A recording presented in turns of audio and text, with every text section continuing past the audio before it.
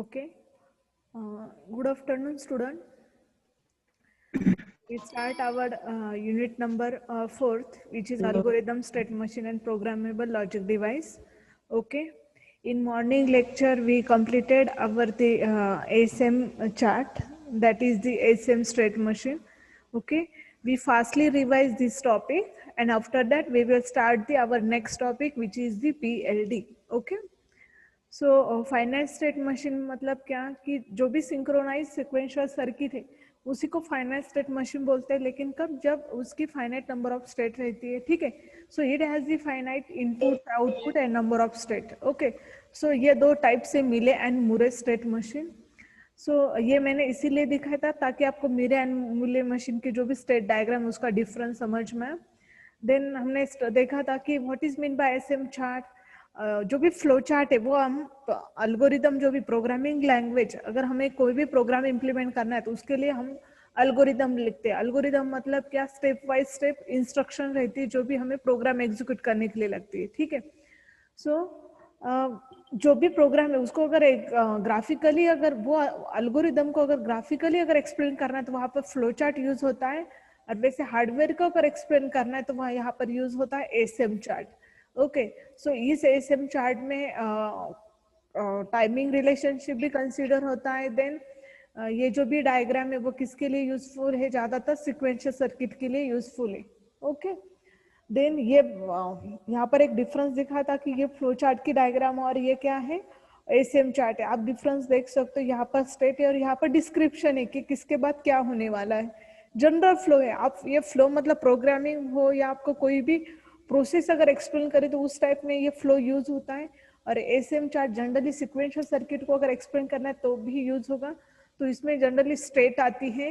State में ये starting point, sorry, condition, ये डिसीजन बॉक्स आता है. ठीक है.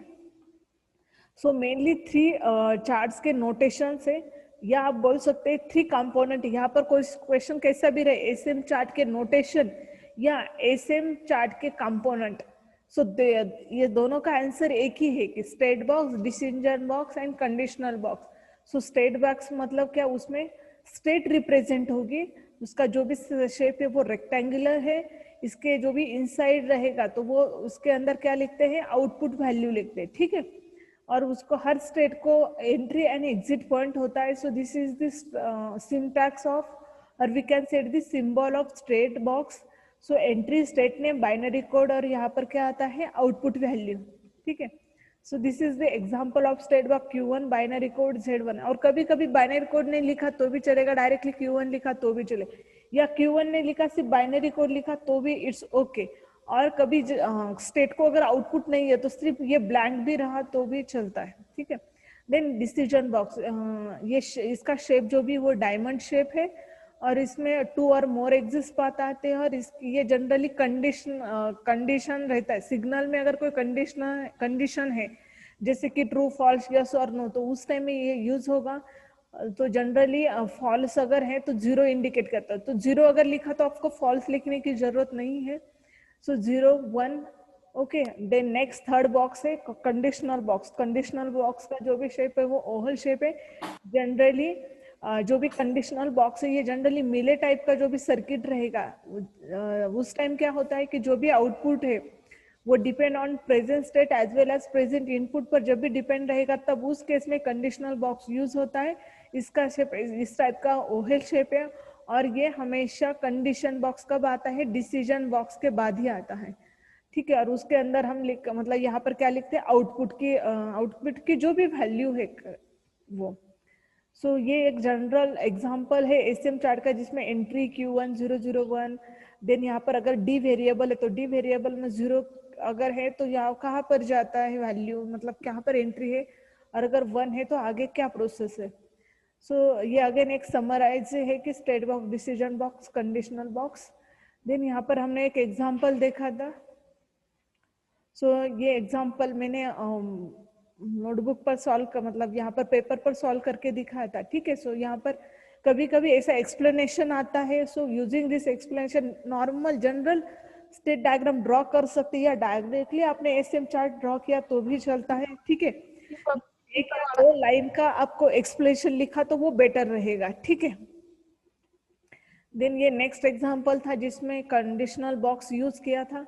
सो ये स्टेट डायग्राम ऑलरेडी गिवन है और so through this state diagram यहाँ पर एसएम चार्ट एक्सप्लेन करना था या ड्रॉ करना था, ठीक है। सो जनरली 5 या 6 मार्क के लिए ये एसएम चार्ट आता है, ओके। सो नेक्स्ट टॉपिक है प्रोग्रामेबल लॉजिक डिवाइस, ठीक है, PLD इसका शॉर्ट फॉर्म। सो अभी ये टॉपिक स्टार्ट करने से पहले इसका बैकग्राउंड क्या है।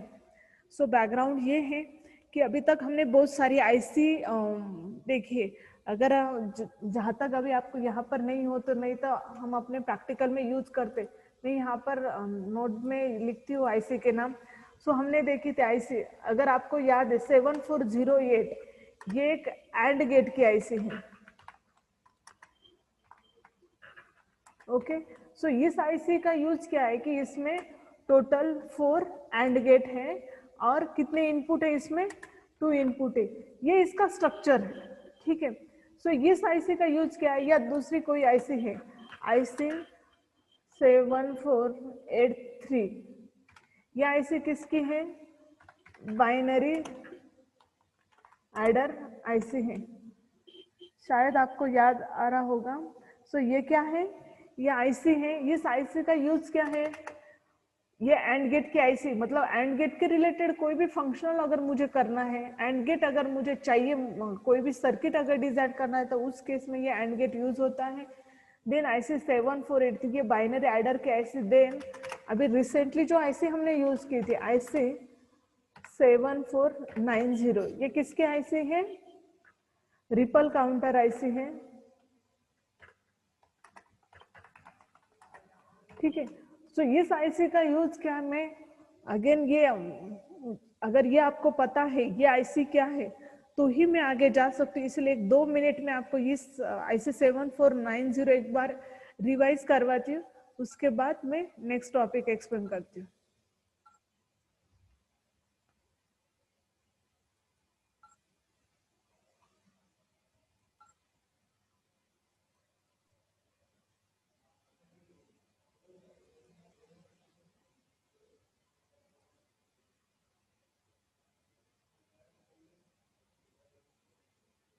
होप आपको ये, चलो मॉड 100 तो मॉड 100 यहाँ पर ये आईसी याद है सबको, ये आईसी 7490 ये यहाँ पर यूज की थी, जिससे क्या किया था मैंने मॉड 10 इम्प्लीमेंट किया था और 2 आईसी है तो मैंने मॉड 100 इम्प्लीमेंट किया। सो इस आईसी का यूज क्या है, यूजिंग दिस आईसी मॉड 10 मतलब 0 to 9 स्टेट क्या थी, काउंट की थी, या 0 to 9 ये डिस्प्ले किया था, राइट। सो इस आईसी का ये फिक्स है, अगर मुझे अगर मॉड 10 अगर इम्प्लीमेंट करना है, सर्किट ऐसा है कि इम्प्लीमेंट दी मॉड 10 काउंटर अगर ऐसा है तो यहाँ पर ये आईसी यूज करके हमने क्या किया, ये इम्प्लीमेंट किया। सो सेम थिंग यहाँ पर क्या है कि अभी तक हमने मतलब ये जो भी आईसी तो इसको बोलते हैं फिक्स फंक्शन आईसी, क्या बोलते हैं इसको, फिक्स फंक्शन आईसी। क्यों ऐसा नाम है उसको फिक्स फंक्शन आईसी, क्योंकि आईसी 7490 ये किसकी आईसी है, काउंटर आईसी है। सो ये काउंटर का ही काम करेगी। अगर कोई मक्स की आईसी आईसी 74151 ये मक्स की आईसी जो भी 8:1 मक्स आईसी, सो ये मल्टीप्लेक्सर का ही काम करेगी। देन शिफ्ट रजिस्टर की आईसी, काउंटर की आईसी आईसी 74195 ये आईसी किसकी है, शिफ्ट रजिस्टर की। देन कोड कन्वर्टर हमने इंप्लीमेंट किया था, देन एडर किया था, कंपैरेटर किया था, कंपैरेटर की भी IC IC 7485। So using this IC क्या कर सकते हैं हम, कोई सा भी सर्किट इंप्लीमेंट कर सकते हैं, ठीक है। सो इसको बोलते हैं fix function IC, okay. So ये क्या करते हैं यहाँ पर, जो भी डिजाइन है बाय मैन्युफैक्चर इन लार्ज, मतलब बहुत लार्ज क्वांटिटी में ये आईसी क्या होती है, डिजाइन होती है। To design a circuit designer can select the IC for the circuit. अगर मुझे कोई भी सर्किट इंप्लीमेंट करना है तो क्या कर सकते हैं हम, नंबर ऑफ आईसी यहाँ पर मतलब जो जो भी प्रैक्टिकल या जो भी सर्किट डिजाइन करना है उसके रिलेटेड आईसी क्या करते हैं यहाँ पर सिलेक्ट करके सर्किट इंप्लीमेंट कर सकते हैं, ठीक है। जैसे कि अगर यहाँ पर मुझे मॉड 100 इम्प्लीमेंट किया था, करना था, तो मैंने क्या किया, 2 आईसी 7490 के आईसी इम्प्लीमेंट किए। देन मुझे यहाँ पर मॉड 6 शायद मॉड 6, अगर मॉड 6 इम्प्लीमेंट करना था तो मैंने क्या यहाँ पर यहाँ पर क्या किया, एंड गेट भी लिया यहाँ पर और IC 7490 भी लिया, ठीक है।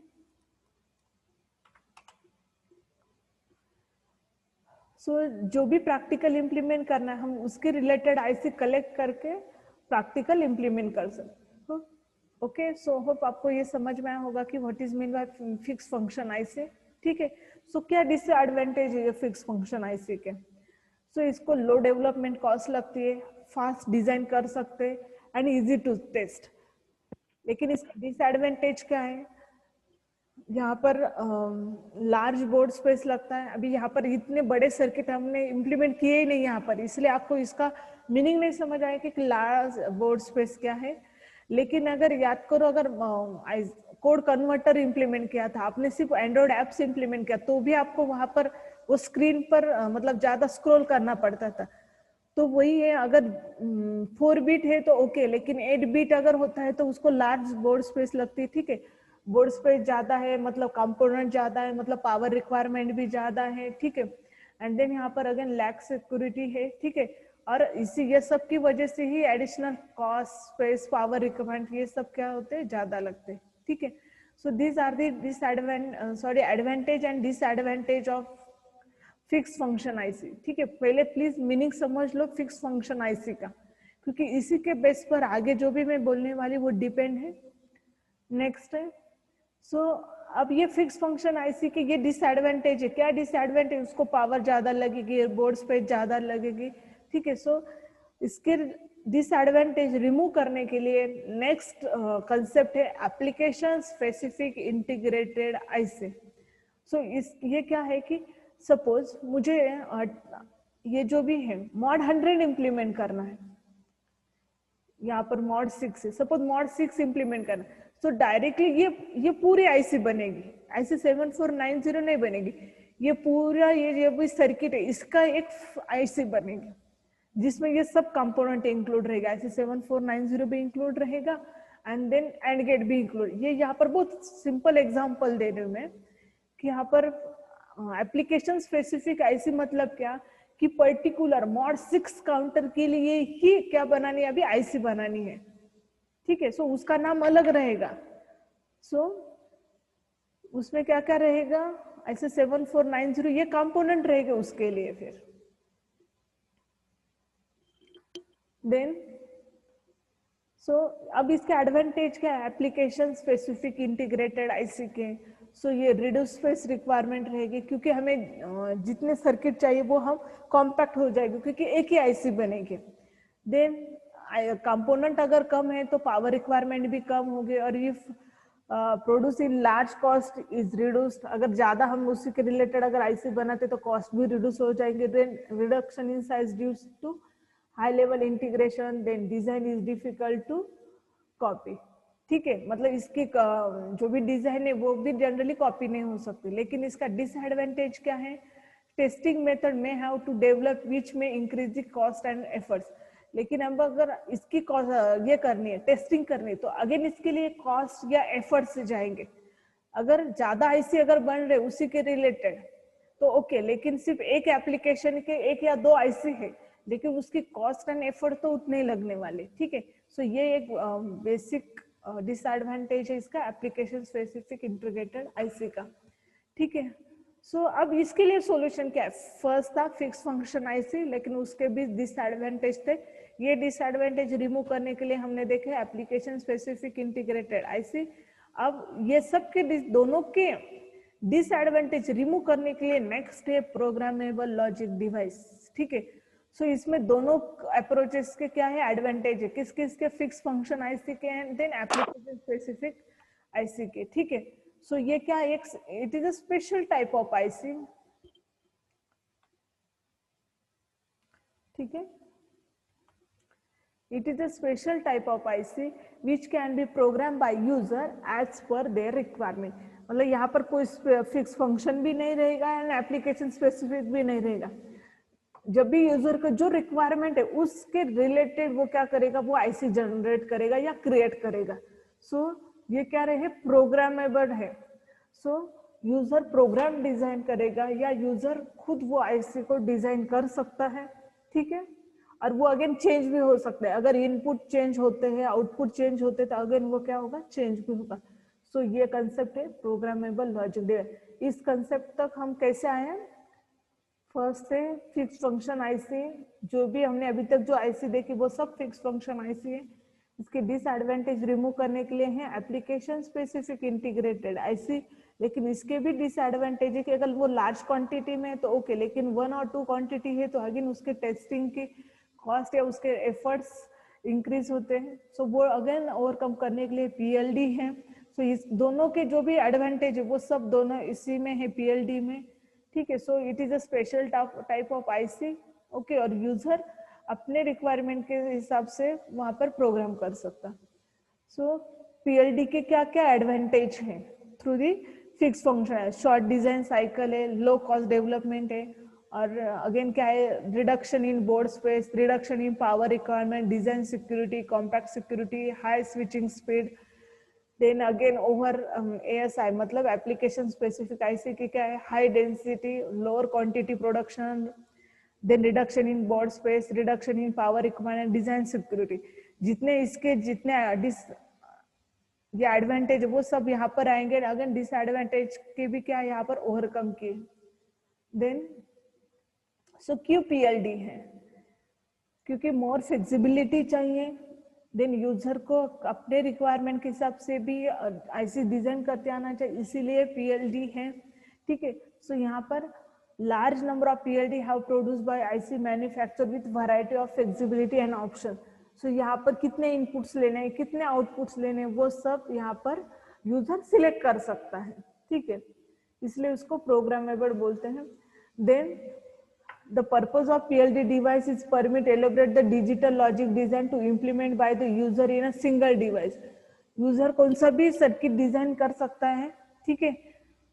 then can be erased electrically and reprogrammed with a new design, making them very well suited for academic and prototype। तो यहाँ पर इजीली जो भी प्रीवियस कोई भी प्रोग्राम अगर क्रिएट है तो वो इजीली रिमूव भी हो सकता है एंड न्यू क्रिएट भी हो सकता है। सो यहाँ पर इतने सब टाइप से पीएलडी के, read only memory, fix array and gate, यहाँ पर हम एक्सप्लेन देखने वाले each and every type.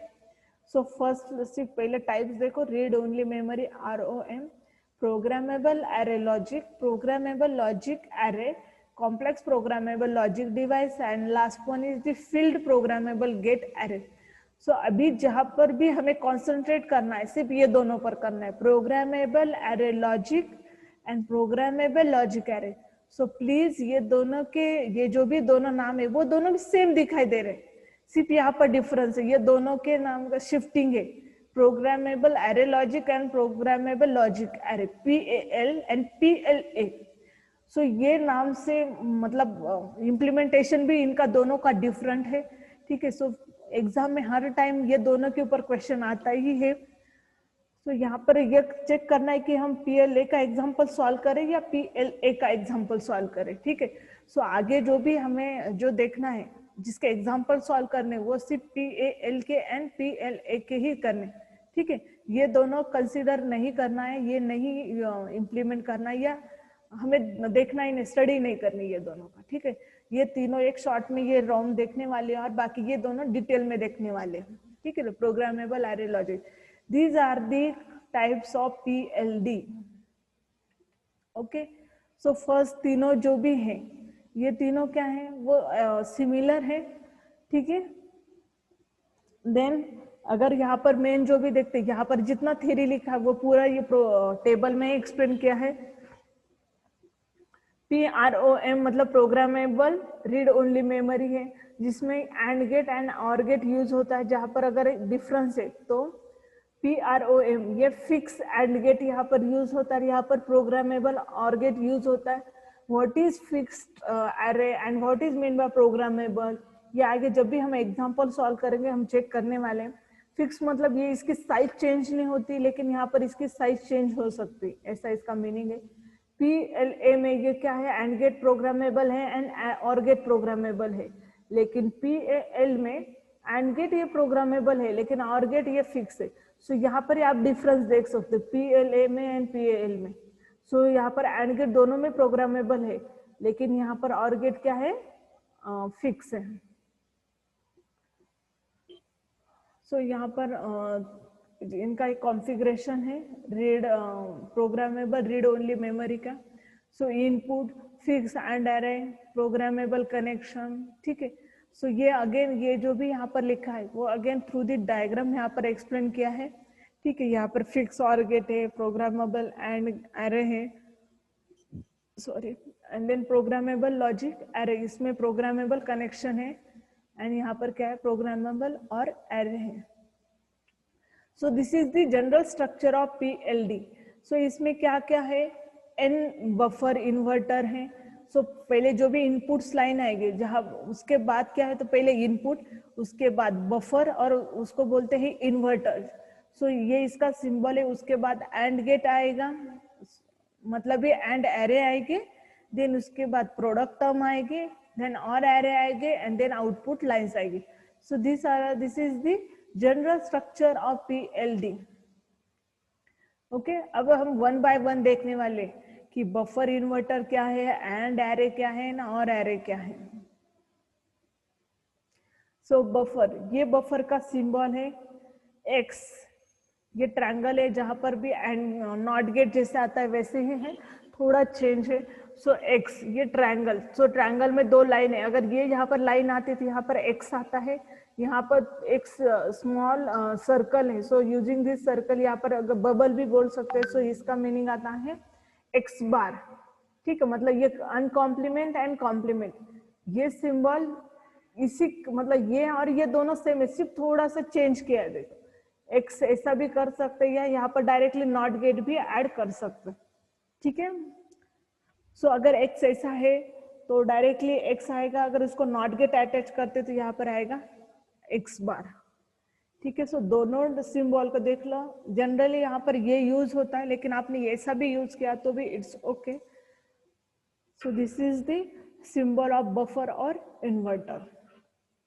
Then next है और, सो ये और गेट है, यहाँ पर आप देख सकते हैं ABC कनेक्शन, ठीक है। सो A कनेक्ट किया, B कनेक्ट किया, C कनेक्ट किया। सो इसका आंसर क्या आएगा, A + B + C। अब ये कनेक्शन इस PLD में कैसे एक्सप्लेन करते हैं, ये यहाँ पर हमने एंड गेट के कनेक्शन जब भी करने थे हम ऐसा यूज करते हैं, लेकिन PLD में क्या है, इसके क्रॉस करना है, मतलब यहाँ पर इंटर कनेक्शन दिखा रहे, यहाँ पर ये क्या मेंशन है, कनेक्शन। ये जो भी यहाँ पर क्रॉस है इसका मीनिंग है कनेक्शन, मतलब ABC these are the input, यहाँ पर क्रॉस किया, यहाँ पर मतलब ये क्या है, कनेक्ट किए। सो यहाँ पर इसका आंसर है A + B + C। Same example यहाँ पर है, अगर A and B he connect है, सो A + B, so A and B यहाँ पर ही कनेक्शन दिखा है, सो इसका आंसर क्या आएगा, A + B, ठीक है। सो ये और गेट का है। हम क्या देख रहे हैं, PLD का ये जनरल स्ट्रक्चर है, बफर एंड एरे और एरे। सो हमने बफर देखा, देन और का देखा, अब क्या है, ऐड। सो सेम यहाँ पर अगर कनेक्शन से वायरिंग का, देन अगर PLD के नोटेशन में अगर एक्सप्लेन करना है, सो ये ABC। सो यहाँ पर कनेक्शन देखना, ये जो भी कनेक्शन ऐसे रिप्रेजेंट करते हैं, सो ये है ABC। देन अगर सिर्फ A एंड B के ही कनेक्शन है, सो C को यहाँ पर कनेक्ट नहीं करना है, सिर्फ यहाँ पर A एंड B को ही क्या किया, क्रॉस किया है। सो ये आया A एंड B, ठीक है। सो ये रीड ओनली मेमोरी और प्रोग्रामेबल रीड ओनली मेमोरी, जिसमें N inputs line, M output lines and 2 N decoded minterm. So इसको अगर सॉल्व करना है, सो यहाँ पर आप एग्जांपल से, ये रोम है, सो यहाँ पर K इनपुट्स हैं, सो 2k × N रोम और N आउटपुट है। सो इसको कैसे थ्रू दी लॉजिक डायग्राम कैसे यहाँ पर आएगा, 5 inputs I0 I1 I2 I3 I5। सो यहाँ पर बफर का यूज, मतलब यूज की कोई जरूरत नहीं है, सो यहाँ पर नहीं है बफर यूज किया। और यहाँ पर क्या है, ये डायरेक्टली यहाँ पर कनेक्शन है, और यहाँ पर जो जो भी आउटपुट है, A0 A1 A2 A3 A4 A जो भी, अब यहाँ जहाँ कनेक्शन है वहां पर क्या करना है, ये कनेक्ट करना है, ठीक है। सो यहाँ पर सिंपली ये ब्लॉक डायग्राम है किसकी, इंटरनल लॉजिक ऑफ ROM की। सो ये सिर्फ ऐसे दिखाने के लिए कि हाँ ऐसी डायग्राम आने वाली रोम की। देन अगेन ये जो भी रोम हमने देखा रीड ओनली मेमोरी, इसी के ये से सिमिलर नेम है, read only memory, programmable read only memory, then erasable floating gate program, then electrically erasable floating gate program, ठीक है। सीपी ऐसा मतलब आपको एटलीस्ट पता होना चाहिए कि रोम के बाद अगर ये पी रोम आता है तो वो इसी का एक पार्ट है। नेक्स्ट है जो भी इम्पोर्टेंट है वो programmable logic array. So programmable logic array में 2 लेवल के एंड और सर्किट रहते एक सिंगल चिप में। The number of and or gates are there inputs and fix for the given PLA chips, ठीक है। एंड गेट का use product term के लिए यूज होगा, और गेट का यूज है सम के लिए यूज होगा, एंड इसके अंदर क्या रहेगी, it has m inputs, n product term and n outputs. So ये वेरिएबल को याद रखना। देन ये जो भी प्रोग्रामेबल लॉजिक एरे का ये क्या है, एक ब्लॉक डायग्राम है जिसमें I0 I1 I2 up to m-1 तक इनपुट्स है, मतलब यहाँ पर इनपुट बफर यूज होगा, देन एंड मैट्रिक्स यूज होगा, देन और मैट्रिक्स यूज होगा, then inverter non inverter matrix use होगा, एंड एक तो फ्लिप फ्लॉप यूज हो सकते हैं या कोई आउटपुट बफर यहाँ पर क्या हो सकता है, यूज हो सकता है। So this is the general block diagram of PLA। सो यहाँ पर हम क्या करने वाले, अब इसका एक एग्जांपल सॉल्व करें। ये सब ये किसके जैसे स्ट्रक्चर दिखा देता, रोम के ही जैसे, लेकिन सिर्फ इसके अंदर एंड और ये दोनों क्या है, प्रोग्रामेबल है। इसकी वजह से ये डिफरेंस, क्योंकि हमने ये टेबल में देखा था, ये टेबल में आप देख सकते हो, यहाँ पर ये क्या एंड क्या है, फिक्स है और प्रोग्रामेबल, लेकिन PLA में क्या है, दोनों प्रोग्रामेबल है, ठीक है। सो हम कौन सा देख लें, PLA और PAL, एनीवन? PLA। सो PLA में क्या क्या प्रोग्रामेबल रहेगा, दोनों भी प्रोग्रामेबल है, ठीक है। सो ये प्लीज याद रखना है। देन अब हम क्या करेंगे, सो हमने ये ब्लॉक डायग्राम देखे थे, राइट, इसके किसके, PLA के। देन ये क्या है, स्ट्रक्चर है PLA का। सो अगर ABC इनपुट्स है, तो यहाँ पर अगर कनेक्शंस दिखाने जिसमें A एंड A बार भी यूज है, B बार भी यूज है, तो यहाँ पर कनेक्शन देने। देन और गेट है तो यहाँ पर भी कनेक्शन आएंगे। Then XYZ these are the output, ठीक है। सो इनपुट बफर इस वे से यूज कर सकते हैं, ये मैंने बताया है। देन एंड मैट्रिक्स, ये सॉरी, ये inverting and non inverting, hello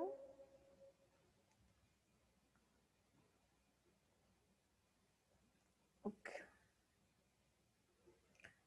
screen visible है आपको, hello? No ma'am.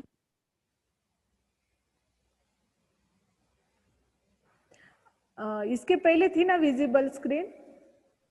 Yes ma'am. Okay, पता नहीं क्या हुआ, अब है visible? Yes ma'am. Option, okay. So these are the steps, okay. So अब ये स्टेप्स एंड ये प्रोग्राम, अभी 10 मिनट है तो हम किसी का डायरेक्टली एक एग्जांपल सॉल्व करते हैं, ठीक है। सो PLA एंड PLA, इससे हम क्या इम्प्लीमेंट करने वाले, कॉम्बिनेशनल सर्किट के लिए यूजफुल है। अगर आप सिलेबस देखते हो तो इसमें हमें क्या करना है, इसी के ऊपर क्या करना है, इम्प्लीमेंट करना है। ये PLA एंड PLA, ये दोनों को क्या करना है, designing the combinational circuit using PLD, ठीक है। सो अब हम क्या देखते हैं, एग्जांपल। हम कहाँ पर, मतलब क्यों हम एग्जांपल देख रहे हैं, कौन सा एग्जांपल देख रहे हैं, एक शॉर्ट में पहले बता देती हूँ और देन मैं एग्जांपल सॉल्व करती हूँ बुक में। सो आज जो भी स्टार्ट किया था वो PLD फर्स्ट था, fix function IC। Fix function मतलब जो भी रिमक्स IC वो सब फिक्स फंक्शन IC है। सो उसका ड्रॉबैक ओवरकम करने के लिए एप्लीकेशन स्पेसिफिक IC है, उसके भी ड्रॉबैक ओवरकम करने के लिए है प्रोग्रामेबल लॉजिक डिवाइस। इसके इतने सब टाइप्स हैं, और हम कंसिडर करें सिर्फ फर्स्ट 3 टाइप्स, ये तीनों भी बहुत सारे सिमिलर है, सिर्फ उसमें एंड और अरे यूज होता है, लेकिन कौन सा प्रोग्रामेबल एंड कौन सा फिक्स है ये टेबल में दिया है। सो जब एग्जांपल हम सॉल्व करेंगे तो प्रोग्रामेबल एंड अनप्रोग्रामेबल का आपका मीनिंग समझ में आए। ये जनरल स्ट्रक्चर है जिसमें ज्यादातर बफर और इन्वर्टर यूज होगा, एंड और अरे यूज होगा, ठीक है। सो अभी हम जो भी सॉल्व करने वाले एग्जांपल वो PLA का एग्जांपल सॉल्व करने वाले प्रोग्रामेबल लॉजिक एरे का, जिसका ये जनरल स्ट्रक्चर है, जिसमें इनपुट बफर रहेगा एंड मैट्रिक्स रहेगा, और मैट्रिक्स रहेगा inverter and non inverter matrix रहेगा, एंड उसके बाद फ्लिप फ्लॉप और आउटपुट बफर रहेगा, ठीक है। तो यहाँ पर मैं स्क्रीन स्टॉप करती हूँ शेयरिंग।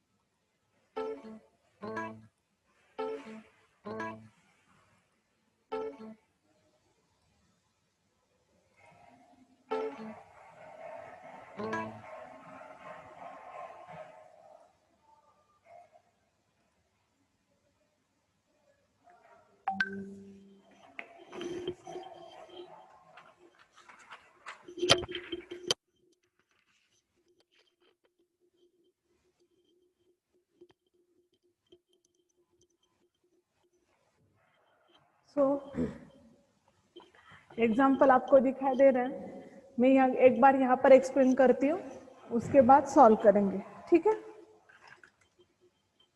सो एग्जाम्पल है, ठीक है। सो एग्जाम्पल है, मैं डायरेक्टली स्टार्ट करती हूँ। सो एग्जाम्पल है, implement following function using PLA, okay. So यहाँ पर दो फंक्शंस है, F1 स्मॉल m का मीनिंग है min term, four then F2 है M1 2 5 7। सो हमें क्या करना है, इम्प्लीमेंट करना है फॉलोइंग फंक्शन, लेकिन यूजिंग किससे करना है, PLA से, ठीक है। सो यहाँ पर कुछ भी वेरिएबल नहीं, so we assume x y z as the input, okay। so F1 x y z, so मैं अगेन ये टर्म रिटर्न करती हूँ, min term 0 3 4 7, then F2 x y z 1 2 5 7। मैंने अब क्या किया, ये एग्जाम्पल था, इसके बाद मैंने क्या किया, 3 वेरिएबल, ये कौन सी भी वेरिएबल ले लो x y z। अब आप बोलोगे इस वेरिएबल का यूज क्या है, क्योंकि हम इसको सॉल्व करने वाले हैं, और के मैप में सॉल्व करने के लिए मुझे इक्वेशन अगर आता है तो इक्वेशन के लिए वेरिएबल तो लगने वाली, इसलिए ये नाम लिए x y z, और मैंने एज इट इज टर्म ली। सो फर्स्ट स्टेप है इसमें के मैप में क्या करना है, वैल्यू पुट करनी है, क्या करना है, के मैप को सिंप्लीफाई करना है। सो फर्स्ट के map for F1, okay.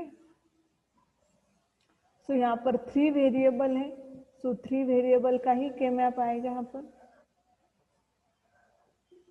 Okay. So x y z 0 0 0 1 1 1 1 0 0 1। अब वैल्यू कौन कौन से ब्लॉक में आएगी,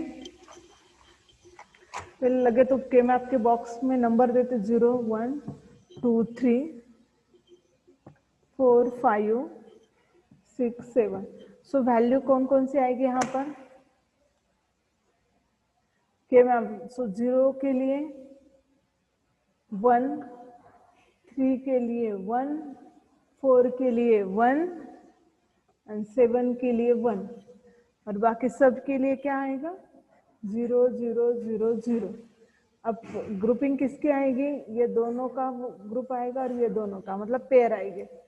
सो ये क्या आएगी क्यूब आपका आंसर क्या आएगा y बार z बार, और इसके लिए क्या आएगा y एंड z। तो F1 के लिए क्या आंसर आएगा y बार z बार प्लस yz। ओके, तो अब किसके लिए के मैप ड्रॉ करना है, F2 के लिए। सो F2 के लिए के मैप ड्रॉ करना है। सो के मैप फॉर F2,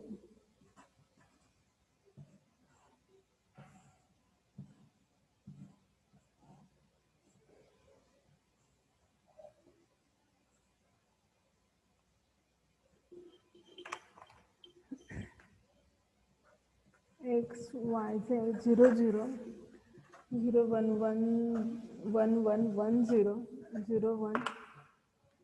अब मैं यहाँ पर क्यों ऐसे बॉक्स को वैल्यू दे रही हूँ, क्योंकि यहाँ पर ऐसे लिखा है कि डायरेक्टली 0 1 3 5 4 के लिए वैल्यू ड्रॉ करनी, और मैंने 1 क्यों लिखा था, क्योंकि यहाँ पर मीन टर्म है इसीलिए।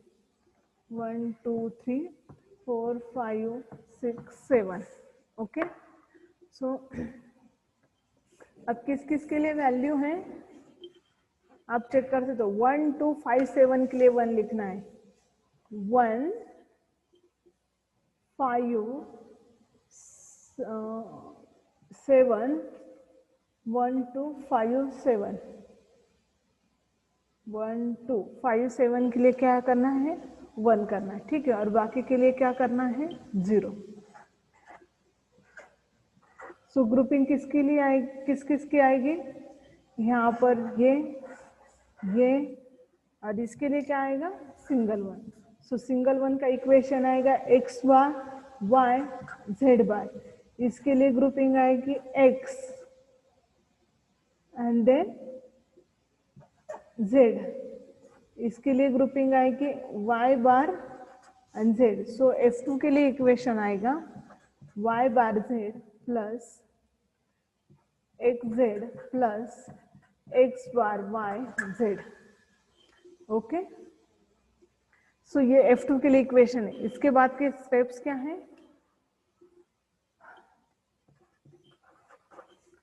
Step 2, prepare the PL